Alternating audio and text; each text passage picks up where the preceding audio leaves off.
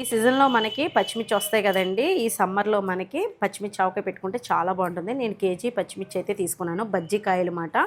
ఇవి నీట్గా తుడిచేసుకోవాలి, కడగకూడదు మాట. ఇలా మనం చాక్ తోటి నాటు పెట్టుకుంటే నిమ్మరసం అనేది లాక్కుని కాయ గట్టిగా ఉంటుందన్నమాట. నిమ్మకాయ రసం అనేది ఏర్పాటుగా తీసేసి ఇది ఎండలో పెడతానమాట. ఇదిగోండి ఆవాలు అయితే ఆడుతున్నాను అనమాట, పొడి చేయాలి. ఆవాలు అయితే ఇదిగోండి పొడి చేశాను, ఇంకా జల్లించట్లేదు. స్పూన్ మెంతులు కొంచెం దోరగా వేయించుకుంటే అండి పొడి చేసుకుని పక్కన పెట్టుకుందాం. ఫ్రీడమ్ ఆయిల్, గ్రౌండ్నట్ ఆయిల్ నేను యూస్ చేస్తాను. ఎందుకంటే పచ్చళ్ళకి అన్నిటికీ కూడా అండి మోస్ట్లీ నేను వేరుశనగ నూనె వాడతాను. అది ఫ్రీడమ్ వాళ్ళదే. ఎందుకంటే మంచి కమ్మటి స్మెల్ అది వస్తుంది కాబట్టి నేను వాడుతూ ఉంటాను. ఆవు పిండి అయితే ఇదిగోండి నేను ఒక 50 గ్రాములు తీసుకున్నాను. ఎల్లుల్లి కొంచెం పెద్దగా ఉన్నాయి, కట్ చేస్తున్నాను. ఒక 100 గ్రాముల కారం తీసుకున్నానండి. ఉప్పు కూడా వేసేసుకుంటున్నాను. ముందు పచ్చిమిర్చి అన్నీ వేసేసుకున్నాము. కొత్త ఆవకాయ మంచి టేస్టీగా ఉంటుంది. తప్పకుండా మీరు కూడా ట్రై చేయండి.